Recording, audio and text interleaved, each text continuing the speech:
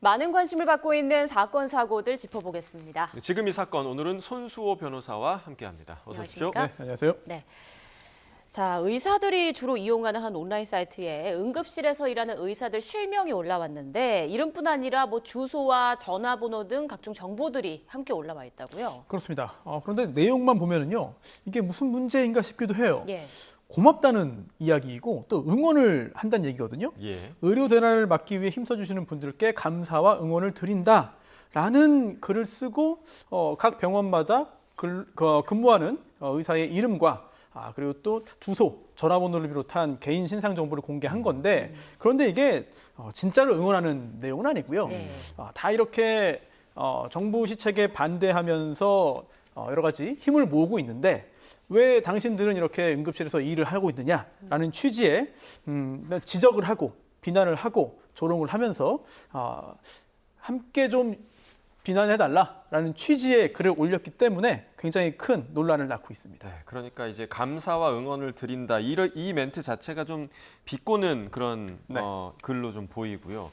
이러한 글이 지금 올라오는 사이트의 이름이 감사한 의사라는 사이트라고 하는데 이 정부 의대 증원에 반발하는 의사들이 만든 그런 사이트죠? 그렇습니다. 그러다 보니까 지금 이게 이른바 응급실 근무 의사에 대한 블랙리스트 아니냐라는 평가를 받고 있고요.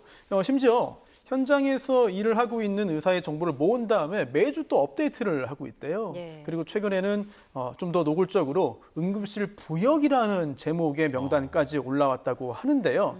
물론 의대 정원 확대 문제 그리고 또 최근에 정부의 대응 방안에 대한 생각은 다 다를 수가 있죠. 다를 수 있습니다만 이렇게 국민들의 생명과 건강에 직결되는 응급실 진료를 두고 이렇게 조롱을 하고 비난을 하고 비꼬온다면은 과연 국민들의 지지를 더 받을 수 있을지 여기에 대해서는 약간 좀 회의적인 생각도 들고요. 그뿐만 아니라 내용들을 보면은 진실 여부가 확인되지 않은 악의적인 표현들도 많이 있어요. 예. 탈모가 있다, 사이코패스 성향이 있다, 불륜이 의심된다 등등의 이상한 내용들이 있고 확인되지 않은 내용들입니다. 예. 그뿐만 아니라 교제하는 사람이 누구인지 또 가족들의 이름 또 학폭 피해 상황 이런 것을 포함해서 실제 지금 이 정부 정책에 대한 찬반과 직접 관련이 없는 예. 굉장히 좀 문제를 더 크게 만들 수 있는 내용들이 포함되어 있기 때문에 눈살을 찌푸리게 하고 있습니다. 네, 그러니까 개인정보뿐만 아니라 근거 없는 내용들도 함께 올리다 보니까 경찰이 결국 수사에 나섰는데요. 지금 수사 상황은 어떤가요? 네, 경찰이 입장문을 냈습니다. 내용을 보면은요, 48명을 특정을 했고 그중에 32명을 송치했다. 앞으로도 엄정한 대응을 하겠다라고 했고요. 그리고 또 실제로 이런 글을 올린 사람뿐만 아니라 이 링크를 공유한 사람도 문제가 있다. 또 방조범이다라는 취지의 판단을 현재 경찰은 내리고 있습니다. 다시 한번 말씀드립니다만 현재 그 의대 정원 확대 등을 비롯한 이 정책에 대한 찬반은 충분히 의견을 나눌 수 있습니다. 하지만 그러한 본인의 자신들의 의견을 좀 더 강화하고 또 홍보하는 방법으로서 국민들의 동의를 얻고 지지를 얻을 수 있는 수단을 써야 되는데 지금 이 이른바 응급실 근무의사 블랙리스트는 조금 더 선을 좀 넘은 것이 아닌가 이런 생각이 들고요. 네. 그러다 보니까 경찰에서도 지금 이 상황을 범죄로 보고 있어요. 예. 단순히 사회적인 논란을 야기하는 정도를 넘어서 범죄로 보고 있는데요. 현재 경찰이 적용을 고민하고 있는 것은 바로 스토킹 처벌법입니다. 네, 스토킹이라고 보는 거예요. 예. 그런데 우리가 일반적으로 생각하기에 스토킹이라 함은 누군가를 찾아가거나 예. 또는 누군가를 기다리거나 또는 본인이 상대방이 원치 않는데도 불구하고 연락을 계속적으로 취하거나 이런 것들을 스토킹이라고 생각하기 쉬운데 사실 그게 전부가 아닙니다. 그것뿐만이 아니고요. 계속해서 선물을 보내는 것도 스토킹에 포함될 수 있고요. 그리고 또 상대방의 집이나 근무지 근처에 있는 물건을 훼손하는 것도 스토킹에 포함되고요.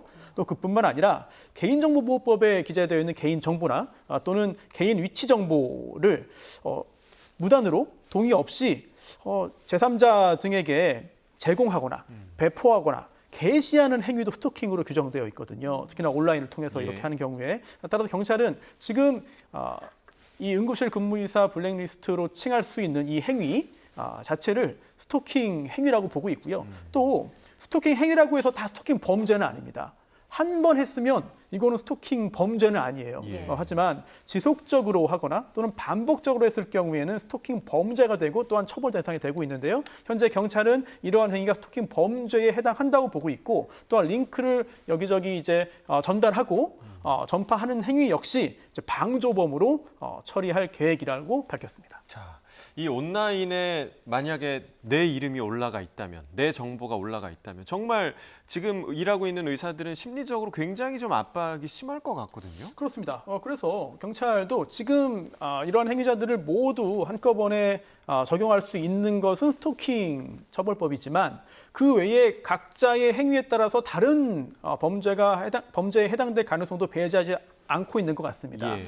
특히 지금 말씀하신 것처럼 심리적인 압박을 받거나 또는 위협을 느낄 경우에는 경우에 따라서는 협박죄가 될 수도 있어요. 네, 그리고 또 이러한 협박에 의해서 법적으로 의무가 없는 일을 하도록 만든 경우에는 또 강요죄가 될 수도 있고요. 예. 따라서 어떤 내용의 글을 누구를 상대로 썼는지에 따라서 스토킹 이외에 처벌 가능성도 존재하고요. 또한 실명을 공개하면서 거기에 덧붙여서 사실이 아닌 내용들을 적은 경우에는 네. 이런 명예훼손이라든지 또는 경우에 따라서는 모욕이라든지 이런 다른 범죄 성립 가능성도 있기 때문에 예. 경찰도 지금 굉장히 주의 깊게 이 부분을 지금 파고 있는 것으로 보입니다. 네. 그런데 이런 움직임이 이제 처음이 아니잖아요. 의정 갈등이 일어난 그 초기부터 유사한 일들이 벌어져 왔는데 이런 걸 좀 막을 방법은 없습니까? 사실 꼭 이번 의정 갈등뿐만 아니라 그동안 어떤 집단과 정부 사이에 입장 차이가 있고 갈등이 있을 때 이제 좀 함께 뜻을 모아서 행동을 하자라고 요구하는 측과 또 그렇지 않은 동참하지 않는 그런 사람들 사이의 갈등은 늘 있어 왔습니다. 예. 그리고 종류의 어떤 차이가 있고 또한 방식의 차이와 정도의 차이는 있지만 일종의 압력을 행사해서 동참하게 만들거나 또는 정부에 대한 압박 수위를 높이는 방식은 사실 많은 단체와 집단이 사용해 왔습니다. 예. 그렇기 때문에 처음 있는 일이라고 보기는 어렵죠. 하지만 특히나 이번 사안의 경우에 국민들의 걱정이 더 큰 것은 바로 응급실이기 때문이에요.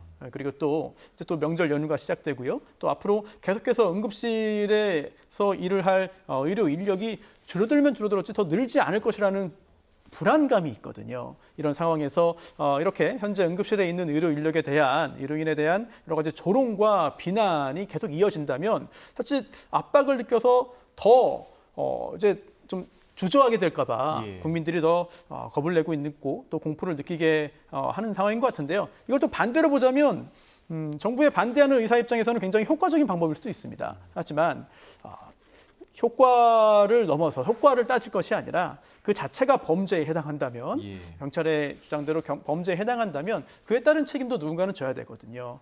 그렇기 때문에 이번 사태에 대한 어떤 사회적인 파장을 넘어서 법적인 판단까지도 이어질 가능성이 굉장히 높아 보입니다. 네. 그러니까 경찰이 범죄로 바라보고 있는 이번 사안에 대한 수사 과정에서 그런데 또 국제 공조가 필요하다고 하던데 이건 왜 그러는 겁니까? 네, 지금 온라인상에 이런 일이 있는 거잖아요. 예. 그리고 또 온라인에서 이런 일이 있기 위해서는 여러 가지 사이트도 만들어야 되고 그리고 또 운영도 해야 되고요. 또한 서버에도 올라갑니다. 그런데 현재 경찰이 파악한 바에 따르면 이 운영업체의 서버가 해외에 있다는 거예요. 그렇기 때문에 국내에서 할 수 있는 조치도 물론 당연히 취해야 되고 또한 적극적으로 하고 있습니다만 그것만으로는 충분하지 않을 수 있다는 판단을 내리고 있습니다. 그래서 국제 공조도 적극적으로 진행하겠다는 입장을 밝히고 있습니다. 네, 그럼 국제 공조가 필요하다면 수사 과정에는 꽤 긴 시간이 걸리겠네요.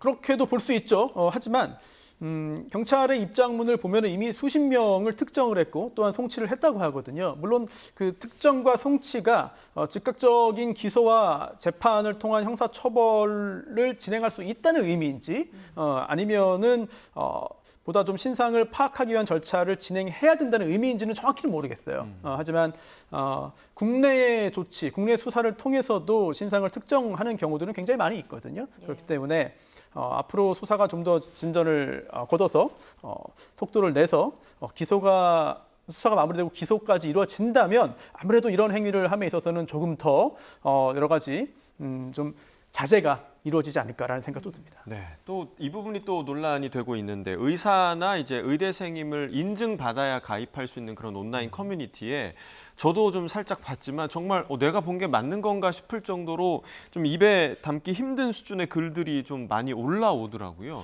이 부분에 대해서 정부가 좀 수사를 의뢰하기로 했다고요. 예. 그리고 아까 조금 전에 말씀드린 그 이른바 블랙리스트 사이트의 경우에도 사실 정말 의사가 쓴 것인지 아니면 누가 쓴 것인지는 확인을 해봐야 되는 것이고요. 예. 그리고 지금 진행자께서 말씀하신 인증을 받아야 들어갈 수 있는 그 커뮤니티도 사실 우회해서 들어가거나 또는 빌려서 들어가거나 또는 돈을 주고 사서 들어가거나 이런 경우도 충분히 있을 수는 있습니다. 그렇기 때문에 꼭 의대생이 썼다고 단정할 수는 없겠습니다만 그럴 가능성도 충분히 있죠. 당연히 상당히 높을 것으로 보입니다. 그렇다면 그 내용이 중요할 텐데. 지금 나가고 있는. 네네. 참 읽기 참 불편할 네, 정도의 읽어드리기도 참 힘든 내용입니다. 네, 그런 예. 내용들이 올라와서 지금 이 상황에 대해서 좀 어떤 정책 방향이 옳은지 그리고 현재 정부의 대응 방향이 과연 국민들의 장기적인 보건 의료에 있어서 이익인지 불이익인지 등을 면밀히 따져봐야 되는 상황인데 예. 자칫 이런 감정 대립으로 계속 쏠리는 것이 아닌가라는 걱정이 되고요. 근데 아까 그 이른바 블랙리스트 사이트와 달리 지금 화면에 나오는 저 글은 법적으로 대응하기는 좀 쉽지 않습니다. 왜냐하면 누구의 명예를 훼손한 것이냐, 대상이 네네네. 특정되지 않기 때문에. 또는 누구를 모욕한 것이냐, 또는 누구에 대해서 스토킹 행위를 한 것이냐 등등등 특정이 되지 않기 때문에 피해자가 특정이 되지 않는다면은 여기에 대해서 범죄로 보고 형사적인 처분을 이어나가는 것은 아무래도 약간 좀 법적인 논란이 있지 않을까라는 생각도 듭니다. 네. 그리고 저런 글이 누가 썼는지 아직 확인도 되지 않았는데 일단 열심히 일하고 계신 의사분들 모두에게 좀 비판의 목소리가 가게 될 것 같아서 좀 우려되는 부분도 없지 않아 있습니다. 자, 저희가 준비한 다음 주제로 넘어가겠습니다. 그 전에 저희가 준비한 영상부터 잠깐 보고 오시죠.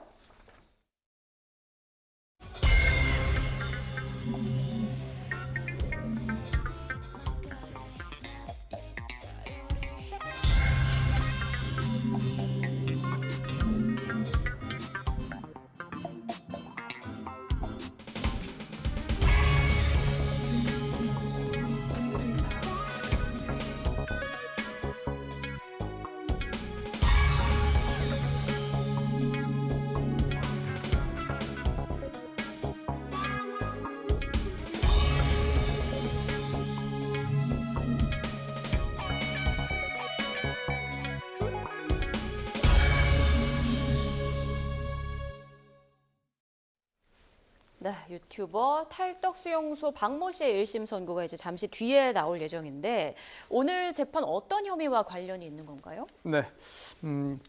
가수이기도 하고 또 연기도 했던 강다니엘 씨가 있죠. 예. 이 강다니엘 씨에 대한 허위 사실을 적시해서 명예를 훼손한 혐의 또 기타 모욕을 한 혐의 등으로 기소가 되어서 재판을 받았고요. 오늘 1심 선고가 나오는데 이 탈덕수용소를 운영한 운영자 박모 씨는 사실 그동안 도대체 누구인지 파악이 잘 안 됐습니다. 하지만 상당한 노력 끝에 신상을 확인을 해서 이제 그 후에는 국내에서 여러 가지 법적인 조치가 이어지고 있는 상황인데요.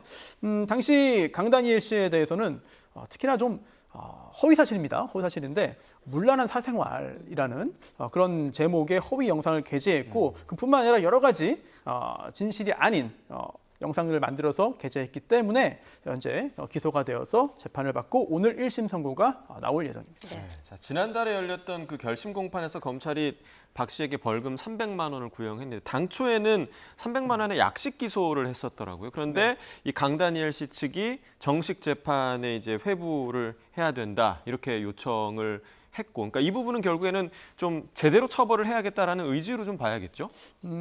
그렇습니다. 그런데 일단 수사가 진행이 되어서 경찰이 볼 때는 이거 벌금 재판 우리가 일반적으로 알고 있는 그런 정식 재판 말고 예. 그냥 서류상으로 벌금형으로 끝날 수 있다. 그 정도의 범죄다라고 판단을 하면 약식 기소를 합니다. 그리고 이거 법원이 받아서 판단을 하는 거죠. 예. 법원이 받아서 이거 이 정도면 정말 그냥 약식 명령 내리고 벌금 받으면 되겠다라고 보면은 약식 명령을 내리는데요. 예. 여기에 대해서 피고인이 불복을 하고 정식 재판으로 가겠다고 언할 경우에는 재판이 열립니다. 그리고 또 법원이 직권으로 그런 판단을 하는 경우도 있거든요. 그런데 이번 사건의 경우에는 벌금 300만 원으로 끝날 사건이 아니다라고 법원이 판단한 것으로 보이고요. 다만 검찰은 정식 공판 절차가 진행된 후에도 벌금 300만 원형을 구형했다고 하는데 예. 과연 법원에서 유죄로 판단할 것인지 예. 그리고 또 유죄로 판단한다면 양형은 어떻게 될 것인지 이 사건만 있는 게 아니라 사건이 굉장히 많기 때문에 예. 많은 사람들이 굉장히 관심을 많이 갖고 있습니다. 네, 일단 유튜버 박 씨 측은 영상을 올린 사실은 이제 인정을 하면서도 영상 내용이 사실이라고 믿었다. 그래서 명예훼손이 성립하지 않는다. 이렇게 주장하고 있다면서요. 그렇습니다. 사실 명예훼손 행위는 영상을 만들어서 올린 것만으로 이미 다 인정이 되기 때문에 부인을 할 수가 없겠죠. 예. 다만 그러한 명예훼손적인 행위를 했다 하더라도 언제나 다 명예훼손죄로 처벌을 받는 건 아닙니다. 왜냐하면 아마도 이 피고인 그리고 변호인 측에서는 위법성 조각 사유가 존재한다고 주장하는 것 같아요. 특히 명예훼손죄에 있어서는 굉장히 독특한 규정이 있죠. 진실된 사실이었고 또 오로지 공익을 위한 목적이었다면 위법성이 없기 때문에 처벌받지 않습니다. 그런데 이게 요건을 다 충족을 해야 돼요. 우선 첫 번째, 진실된 사실이어야 됩니다. 그리고 또 두 번째, 오로지 공익을 위한 목적이어야 됩니다. 물론 오로지 공익을 위한 목적이라고 하는 것이 사적인 이익 또는 뭐 영상에 대한 광고 수입 등이 없어야 한다는 의미 아니에요. 대체로 주된 목적이 공익을 위한 것이면 되거든요. 예. 그런데 과연 이 특정 연예인에 대한 폭로성 영상 게재가 공익을 위한 것이냐 여부에 대한 의문이 생기고요. 그리고 또 그에 앞서서 진실된 사실이어야 되는데 그게 진실이 아니거든요. 예.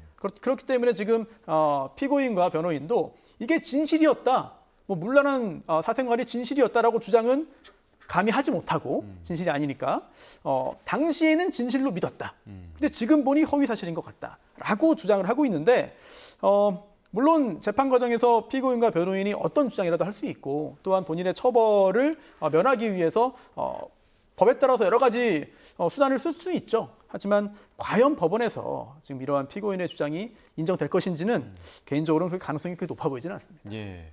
자, 이 탈덕 수용소라는 유튜브 채널이 K-팝 팬덤사에서 굉장히 좀 악명 높은 그런 채널로 알려져 있고 아까 말씀하신 대로 여러 가지 재판이 있다 이렇게 얘기를 해주셨는데 강다니엘 씨 재판 말고 또 다른 재판 어떤 게 좀 있습니까? 네, 여러 연예인들이 고소를 했습니다만 예, 예. 이제 장원영 씨, 굉장히 좀 인기가 많은 장원영 씨도 고소를 했고 또 그 외에도 엑소의 수호 씨도 역시 고소를 했고 상당히 많은 연예인들이 유사한 피해를 호소하면서 현재 법적인 조치를 취했습니다. 그리고 이거는 형사 재판이에요. 명예훼손, 모욕 등이죠. 예. 형사 재판이 계속 진행이 되고 있고요. 그리고 여기에 앞서서 민사재판 중에 이미 1심 판결이 선고된 사건이 있습니다. 예. 바로 장원영 씨와 소속사가 이 박모 씨를 상대로 해서 손해배상 청구를 했어요. 예, 예. 그래서 이게 작년 10월에 선고됐거든요. 네. 그래서 1억 원을 배상해라라는 판단이 나왔습니다. 그런데 그때는 이 박모 씨가 응소를 하지 않았어요. 즉 대응을 하지 않았습니다. 예. 그래서 변론 없이 1억 원 배상하라는 판결이 나왔고 그 후에 항소를 해서 지금 2심 재판이 진행 중이거든요. 그러면서 이 2심 재판도 선고를 이제 얼마 남겨두지 않고 있는데 얼마 전 그 재판에서도 이제 그 피고인 박모 씨의 소송 대리인이 이렇게 말을 한 거죠. 지금 현재 우리가 형사적으로 무죄를 주장하고 있기 때문에 민사재판 선고를 좀 미뤄달라라고 주장을 했는데 여기에 대해서는 민사재판장이 그럴 수는 없다.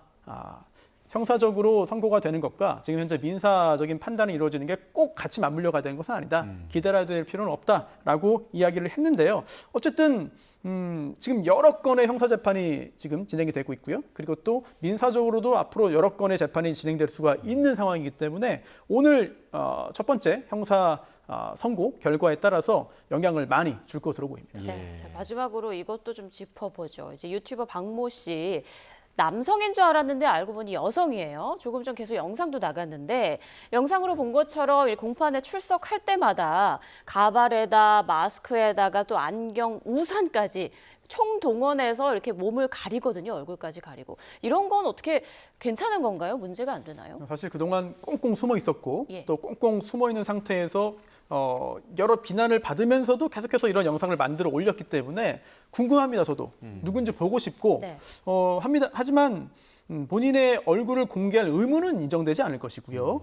게다가 재판을 받을 때는 이제 법원 안에서는 당연히 이런 것들을 다 해제하고 얼굴을 또 드러내겠습니다만 예. 또 촬영이 안 되잖아요. 그래서 재판을 받으러 가는 길, 또 재판을 받고 나오는 길이기 때문에 상당히 좀 궁금증도 있고 또한 얼굴이 공개되어서 그동안 했던 잘못에 대한 만약에 법적으로 잘못이라면 그런 잘못에 대한 사회적인 응징도 필요하지 않냐라고 생각하시는 분들 많겠습니다만 적어도 법적으로 이렇게 꽁꽁 가리는 것에 대해서 좀 지적을 하기는 좀 어려울 것 같고 예. 오히려 궁금한 나머지 어떤 마스크를 잡아 끈다거나 또는 뭐 우산을 뺏는다거나 또는 가서 어떤 가해행위를 한다거나 이런 것 자체가 형사적으로 문제가 될 수 있기 때문에 이런 가리는 부분들에 대해서는 뭐 사회적인 어떤 인식과 또 법이 정하고 있는 것들은 좀 차이가 있는 것으로 네. 볼 수 있겠죠. 네, 오히려 이런 행위가 더 좀 궁금하게 만드는 것 같기도 합니다. 오늘 재판부의 선고 결과를 좀 기다려 보도록 하겠습니다. 자, 다음 주제로 넘어가 보겠습니다. 영상 함께 보시겠습니다.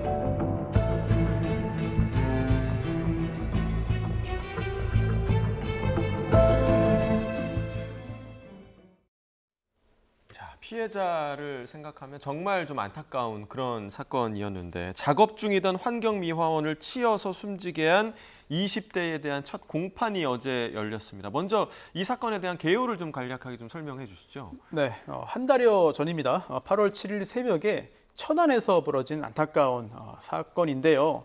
당시 운전자가 이제 차량을 이제 가지고 운전을 하다가 음주 측정을 당했는데 이제 거부했습니다. 예. 그러면서 갑자기 차량을 운전해서 가면서 1km 정도를 달아났어요. 그러다가 쓰레기 수거 차량 뒤편에서 작업 중이던 환경미화원 30대 환경미화원을 들이받아서 예. 숨지게 했고요. 그리고 또 그 동료도 있었는데 그 동료는 전치 2주의 상해를 입었습니다. 그런데 더더욱 안타깝게도 이 세상을 떠난 환경미화원이 결혼을 앞둔 예비 신랑이었다는 사실이 알려지면서 예. 많은 사람들이 더욱더 슬퍼하고 있습니다. 예. 네, 정말 안타까운데 어제 공판에서 그 운전자의 변호인이 사람을 치웠다는 건 인식하지 못했고 또 음주 측정도 혈액 채취 의사를 밝혔지만 반영되지 않았다 이렇게 밝혔다고요? 그렇습니다. 지금 기소돼서 재판을 받고 있는데 우선 첫 번째가 음주 측정 거부입니다. 또 두 번째가 위험 운전 치사상이에요. 한 명은 사망했고 한 명은 다쳤습니다. 그런데 여기에 대해서 다 법적인 반박을 하는 겁니다. 즉 음주 측정을 거부한 게 아니다. 당시에 혈액 채취 의사를 밝혔지만 반영되지 않았을 뿐이다라고 반박을 하고 있고요. 음주 측정 거부에 고의가 없었다는 주장을 하고 있는 것이죠. 예. 그리고 또 두 번째는 무언가 충돌했다는 느낌은 있었지만 사람을 치었다는 것은 인식하지 못했다라는 취지의 주장을 하고 있는데 사실 기록을 전체를 보고 말씀드리는 것은 아니기 때문에 과연 당시 어떤 일이 있었는지를 단정적으로 말씀드리기는 어렵습니다만 음주 측정을 거부할 당시에 당연히 또 음주 측정을 시도했던 경찰들이 있었을 것입니다. 예. 그렇다면 경찰들의 진술도 당연히 이미 다 증거로서 제출이 됐을 것으로 보이고요. 또한 재판에 출석해서 증언할 수도 있을 것이고 또한 무언가를 충돌했다는 사고는 인식했지만 사람을 치었다는 건 인식하지 못했다라고 주장을 하고 있습니다만 당시 사고 당시의 영상이나 또는 사고 후의 사진을 보면 차량이 굉장히 크게 파손됐습니다. 예, 예. 이런 것을 볼 때 과연 사람을 치었다는 것을 인식하지 못했을까 이런 부분에 대해서도 법원이 증거에 따라서 다 확실하게 판단할 수 있는 그런 상황이 아닐까라는 생각이 듭니다. 사실 저희가 조금 전에도 이제 영상을 봤지만 이 영상만 보더라도 어느 정도의 정황이 좀 짐작이 가는 그런 상황인데 지금 그럼에도 불구하고 피의자가 모든 혐의를 지금 부인하고 있는 거란 말이죠. 근데 이 부분이 네. 오히려 좀 불리하게 작용하지 않을까요? 그럴 수도 있죠. 물론 실제로 어떤 일이 있었으며 과연 당시에 있었던 진실이 무엇인지를 저희가 짐작을 할 뿐이지 정확히 예. 알 수는 없습니다. 예. 그렇기 때문에 일반적인 견해를 말씀드릴 수밖에 없는 상황인데 만약에 재판부가 이 피고인의 변명을 인정하지 않고 모두 다 유죄로 판단을 한다면 반성하지 않는다는 취지에서 당연히 더욱더 강한 형벌이 내려질 수밖에 없어요. 예.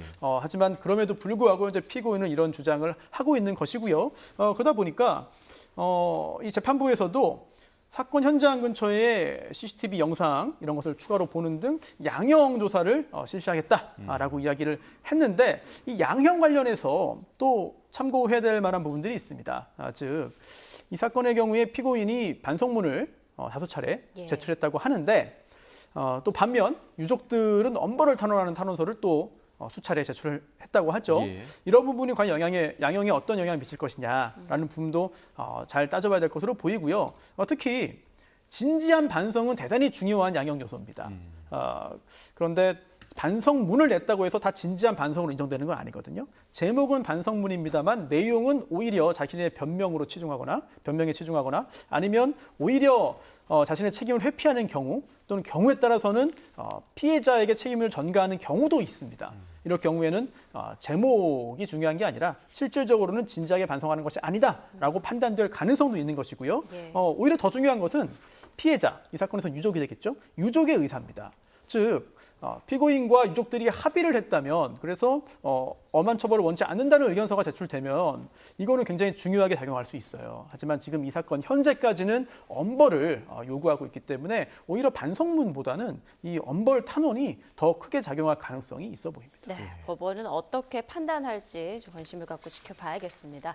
자, 저희가 준비한 마지막 주제를 짚어보겠습니다. 어제 이제 대구 도심 길거리에서 있었던 일인데 30대 여성이 10대 남학생에게 흉기를 휘둘렀다고요? 어떻게 된 일인가요? 네, 굉장히 좀 충격적인 일인데 대구 도심이에요. 네, 수성구 범어동 예. 법원이 있는 곳인데 여기에서 10대 남학생과 여학생이 있었습니다. 그런데 거기에 함께 이 여학생의 모친이 있었습니다. 이 모친은 30대 후반이었는데 어찌된 일인지 이 30대 후반의 모친이 10대 남학생에게 흉기를 휘둘렀거든요. 당시에 흉기를 휘둘러서 공격을 한 다음에 무려 300m 가까이 쫓아가기도 했습니다. 네, 지금 화면 나가는데 네. 지금 딸로 보이는데요. 저기 말리는 것 여성이. 같고요. 네, 그렇습니다. 저 부분도 굉장히 중요한 이 사건의 사실관계를 파악하는 데 굉장히 중요한 요소인데요. 예. 저렇게 딸이 말리는데도 불구하고 계속해서 쫓아갔고요. 결국 경찰이 출동해서 삼단봉으로 제압하고 나서야 저 상황이 종료되었고요. 또 10대 남학생이 흉기에 찔렸는데 상태가 굉장히 위중합니다. 그래서 병원으로 옮겼습니다만 중태이고요. 현재 생명에도 지장이 있을지 모르는 굉장히 위중한 상태로 전해지고 있습니다. 자, 그렇다면 대체 왜 이런 일이 일어났는가? 왜 그러니까 딸의 어머니가 친구로 추정되는 그 남학생을 찔렀는가? 이 범행 동기에 대한 조사가 좀 필요할 것 같은데요. 그렇습니다. 이 부분이 굉장히 중요한데 일단 확인된 건 아닙니다만 이 가해자는 이렇게 주장을 하고 있습니다. 저 남자아이가 내 딸을 가스라이팅했다. 네. 예. 이렇게 주장을 하고 있는 거예요. 그렇기 때문에 만약에 그 주장이 진실이라면 딸을 보호하기 위한 심정에서 당연히 범죄입니다만 이런 중한 범죄를 했을 가능성도 배제할 수는 없습니다. 예. 하지만 3명이 당시에 현장에 있었잖아요. 그리고 누구보다 이들 사이의 일을 가장 잘 아는 것이 바로 딸입니다. 그런데 딸의 이야기는 또 달라요. 물론 가스라이팅을 당해서 자신이 가스라이팅 당했다는 사실조차 인지하지 못하고 있거나 또는 뭔가 두려워서 그런 얘기를 하지 못하는 경우도 이론적으로는 가능하죠. 하지만 현재까지 딸은 자신의 엄마와 다른 주장을 하고 있기 때문에 예. 과연 이들 사이에서 어떤 일이 있었는지를 명확하게 확인을 해야 범행의 동기 또 범행의 배경 또 그에 따라서 이 가해자에게 내려질 법적인 판단에도 중요한 영향을 줄 수 있겠죠. 예. 네. 이 여성은 술에 취한 상태에서 이제 범행을 저지른 것으로 전해지고 있고 또 성인이 미성년자를 향해서 흉기를 휘두른 그런 범죄잖아요. 네. 이 부분은 법적으로 좀 어떤 판단이 나올까요? 네, 우선 이 여성의 범행 배경과 동기 그리고 도대체 어떻게 상황을 인식하였는지 여부가 제일 중요할 것이고 또 술에 취한 상태라고 했는데 어느 정도 술에 취했는지도 중요합니다. 예. 하지만 이 술에 취한 후에 했던 이야기가 결국 가스라이팅을 당했다라는 주장이잖아요. 그렇다면은 술에 취해서 본인의 어떤 감정을 억제하지 못하고 이런 범행으로 나아갈 수는 있어도 술에 취했기 때문에 가스라이팅에 대해서 착각을 했거나 오해를 했다라고 보기는 좀 어렵거든요.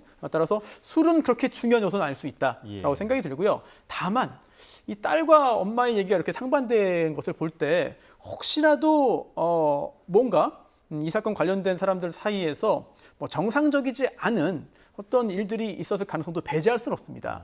그렇기 때문에 단순한 어떤 흉기 가격, 공격 뿐만 아니라 이 관련자들에 대한 어떤 여러 가지 정신적인 측면에 있어서의 면밀한 좀 세밀한 접근도 좀 필요해 보이거든요. 예. 그리고 양형 요소 중에 범행에 취약한 피해자에 대한 공격은 가중 사유로 작용해요. 예. 하지만 14세 피해자가 또 남성이잖아요. 그렇기 때문에 과연 범행에 취약한 피해자로 볼 수 있을 것이냐라는 부분에 있어서는 약간 좀 의문이 있고요.